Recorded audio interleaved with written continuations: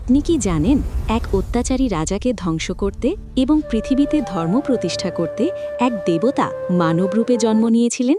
তিনি হলেন ভগবান শ্রীকৃষ্ণ, যার জীবন অলৌকিক ঘটনায় ভরা। মথুরার রাজা কংস অত্যন্ত নিষ্ঠুর শাসক ছিল।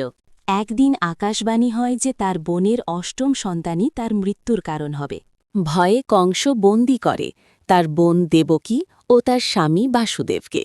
কংস দেবকীর একে একে ৭টি সন্তান হত্যা করে।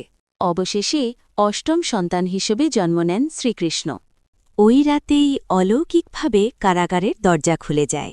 তখন বাসুদেব শিশুকৃষ্ণকে গোপনে নিয়ে যান গোকুলে। তিনি ঝড়ের মধ্যে যমুনা নদী পার হন।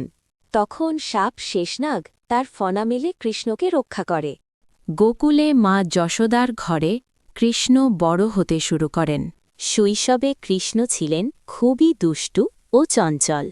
তিনি প্রায়ই ঘরের মাখন চুরি করতেন। একদিন যশোদা তাকে মাখন চুরি করতে দেখে ফেলেন। যশোদা যখন কৃষ্ণকে বকেন, তখন কৃষ্ণ মুখে পুরো ব্রহ্মাণ্ড দেখান।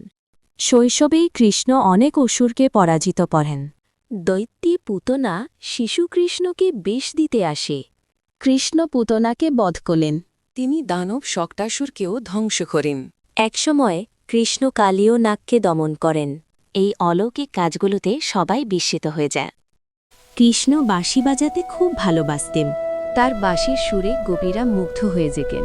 রাতে বৃন্দাবনে রাসলীলা হতো। একসময় ইন্দ্র ভীষণ বৃষ্টি বর্ষণ করেন। তখন কৃষ্ণ গোবর্ধন পর্বত তুলে সবাইকে রক্ষা করেন। গ্রামবাসীরা পর্বতের নিচে আশ্রয় নেয়। এতে ইন্দ্র বুঝতে পারেন কৃষ্ণের ঐশ্বরিক শক্তি। বড় হয়ে কৃষ্ণ মথুরায় ফিরে আসেন। মথুরায় কংসের বিরুদ্ধে যুদ্ধ শুরু হয়।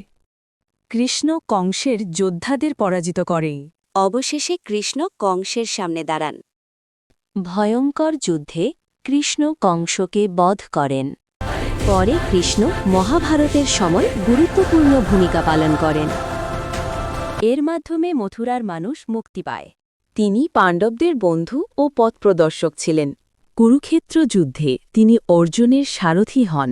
সেই যুদ্ধে কৃষ্ণ অর্জুনকে গীতা উপদেশ দেন। তিনি তখন তার বিশ্বরূপ প্রকাশ করেন। অর্জুন ভগবান কৃষ্ণের সামনে নত হয়ে যান। এইভাবেই শ্রীকৃষ্ণ ধর্ম, ন্যায় এবং সত্যের পথ দেখিয়েছিলেন। এই ছিল ভগবান শ্রীকৃষ্ণের অসাধারণ জীবন কাহিনী। আপনি যদি এমন আরও পুরাণের গল্প জানতে চান, তাহলে আমাদের চ্যানেলটি সাবস্ক্রাইব করুন।